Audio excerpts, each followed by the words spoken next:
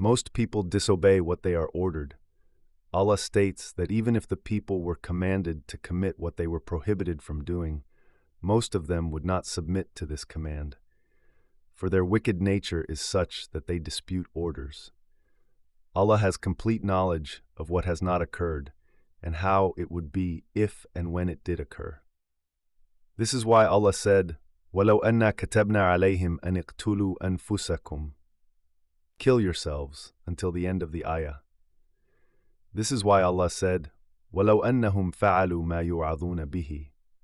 Meaning, if they do what they were commanded and refrain from what they were prohibited, لَكَانَ خَيْرًا لَهُمْ, then disobeying the command and committing the prohibition, وَأَشَدَّ تَثْبِيتًا, stronger tasdik, according to As-Sadi.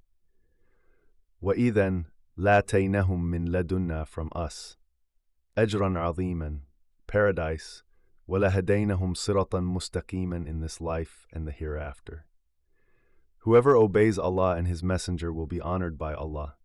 Allah then said, وَمَنْ يُطِعِ اللَّهَ وَالرَّسُولَ فَأُولَٰئِكَ مَعَ الَّذِينَ أَنْعَمَ اللَّهُ عَلَيْهِمْ مِنَ النَّبِيِّينَ وَالصِّدِّيقِينَ وَالشُّهَدَاءِ وَالصَّالِحِينَ وَحَسُنَ أُولَٰئِكَ رَفِيقًا. Consequently, whosoever implements what Allah and His Messenger have commanded him and avoids what Allah and His Messenger have prohibited, then Allah will grant him a dwelling in the residence of honor. There, Allah will place him in the company of the prophets, and those who are lesser in grade, the true believers, then the martyrs, and then the righteous, who are righteous inwardly and outwardly. Allah then praised this company, وَحَسُنَ أُولَٰئِكَ رَفِيقًا. Al-Bukhari recorded that Aisha said, I heard the Messenger of Allah saying, مَا مِن نَبِيَّ يَمْرَضُ إِلَّا خُيِّرَ بَيْنَ الدُّنْيَا وَالْآخِرَةِ.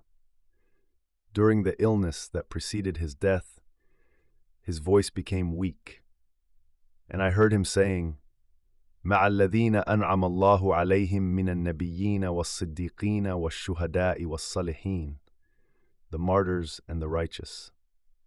I knew then that he was being given the choice. Muslim recorded this hadith. This hadith explains the meaning of another hadith. The Prophet said before his death, Allahumma rafiq al-a'la 3 times, and he then died. May Allah's best blessings be upon him. The reason behind revealing this honorable ayah, Ibn Jarir recorded that Sa'id bin Jubayr said, an Ansari man came to the Messenger of Allah while feeling sad. The Prophet said to him, Why do I see you sad? He said, O Allah's Prophet, I was contemplating about something. The Prophet said, What is it? The Ansari said, We come to you day and night, looking at your face and sitting by you. Tomorrow you will be raised with the prophets, and we will not be able to see you. The Prophet did not say anything, but later Jibreel came down to him with this ayah, وَمَنْ يُطِعِ اللَّهَ وَالرَّسُولَ فَأُولَٰئِكَ مَعَ الَّذِينَ أَنْعَمَ اللَّهُ عَلَيْهِمْ مِنَ النَّبِيِّينَ. And the Prophet sent the good news to the Ansari man. This hadith was narrated in mursal form from Masruq, Ikrimah, Amir ash-Shabi, Qatada, and Arabi bin Anas. This is the version with the best chain of narrators.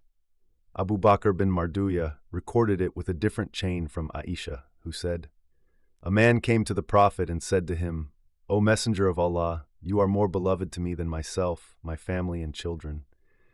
Sometimes when I am at home, I remember you, and I cannot wait until I come and look at you.